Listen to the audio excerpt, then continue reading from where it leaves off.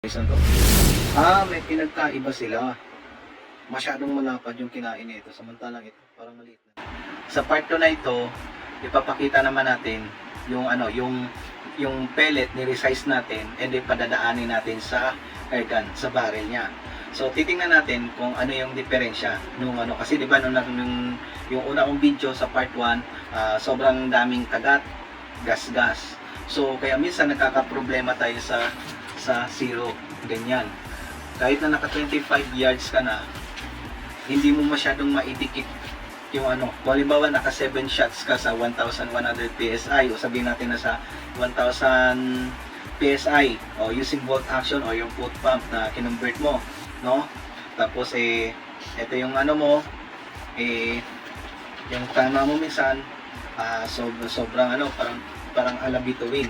So makikita naman natin sa pellet resize kung bakit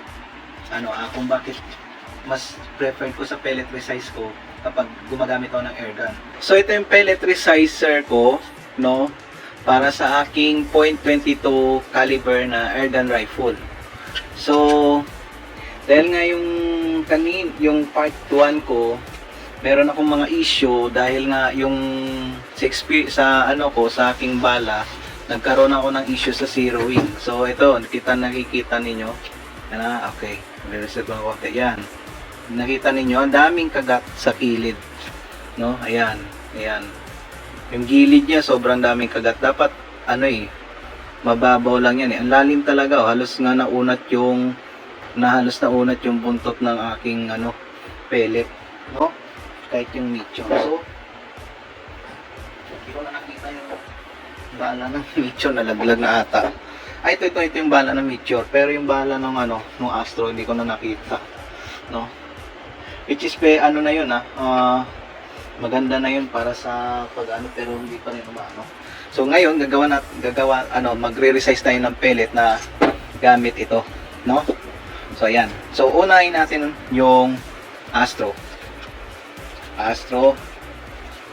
So ayan. So Astro. And then, yan. So, Astro yan, ha. So, mamarkahan ko yan. Yan ha. Mamarkahan ko yan, ha. Ito yan, na-resize na yan, ha. So, mamarkahan ko yan. Yan. Okay? And then, ang susunod is yung Meteor. Yan, ha. Dito ako gumawa sa para makita ninyo.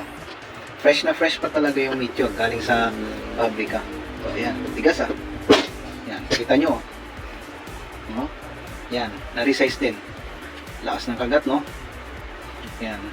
Tunog na tunog kasi pigil kasi pag itulak yan. Okay? So, gaya ng dati, yung palatandaan sa ibabaw lang. Yan, okay. And then yung pangatlo, yung silver streak. Yan. So, itetest natin sila. Yan na, nakita nyo naman yung silver streak natin, pointed. So yan. Yun. Okay.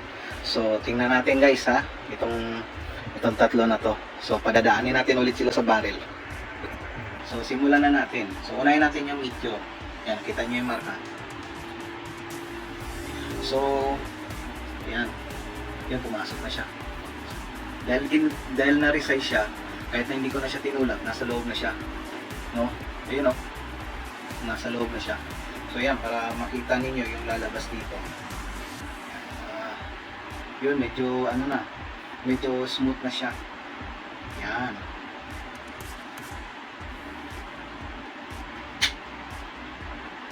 Medyo magtigas-tigas pa rin ang konti, pero mas maganda na siya kaysa sa nung dito pa lang, pag maganda na yung daanan, smooth na, okay na yan.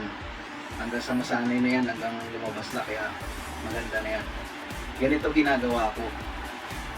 Yan. Yan, okay. So, nandun pa rin. Okay. And then, ito yung ginagawa ko, Yan, ito yung Astro. So, yung buntot niya may marka. Yan.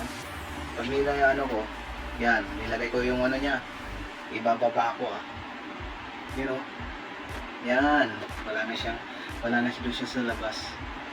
So yan, itutulak ko rin yan, smooth smooth kasi na-resize na yun, yan, malapit na yun. Yan, tingnan niyo. So yan, titingnan natin mamaya. Tapos isa na lang, yung silver streak. So nakita niyo kung paano ako nagka-calibrate ng ano ko. Hindi lahat ng ergat pwedeng ganito. No? Yung isa ko hindi ko ginanito kasi ang ganda ng ang ganda ng patama. Ito lang yung ginanito ko kasi parang special to Alam mo yun, special to special child. Yan, kita mo. Yan, nakikita ninyo guys nalabas yung niya. So yan. Okay. Pinadaan ko sa pellet resizer and then pinadaan ko siya sa barrel. So makikita ko dito sa yung pellet ko based sa aking air guns. Parang makipot yung barrel ko.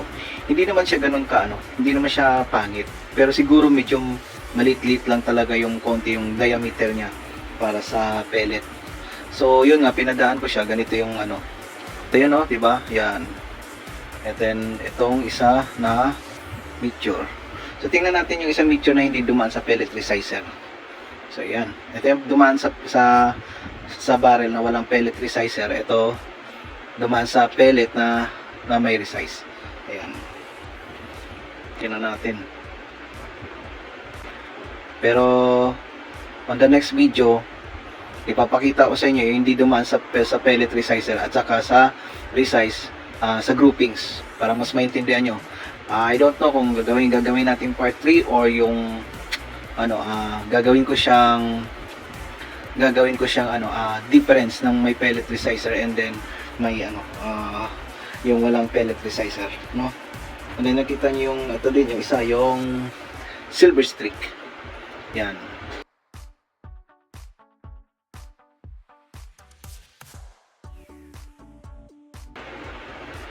Yan, ito, isang to. May pinagkaiba sila. Masyadong malapad yung kinain nito, samantalang ito parang maliit na lang. May konting improvement lang, no? Yan. Kumbaga malapad lang yung kinain nung hindi siya dumaan sa pellet resize, no? Malapad lang yung yung kinain niya nung hindi siya dumaan sa pellet resizer. Pero nung dumaan na siya sa pellet resizer, konti na lang. Yan. Yun pala yun. Yun yung na-notice ko dito. And then ito, no? Yan. Malalaman mo pala kasi ang laki ng pinagkaiba, laki ng kinain lalo na sa puwetan. Yun ang makikita ninyo. Yan, yung camera natin yun. And then ito. Yun sa picture talagang yan medyo konti lang.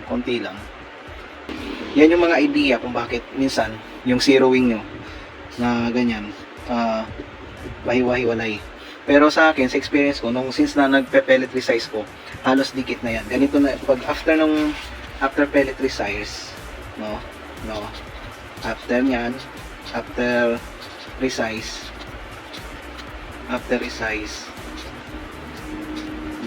sa akin na-share ko lang ito yung daan, ito yung crosshair ko. Ito na, halos ganyan na lang yan. Halos gano'n na lang.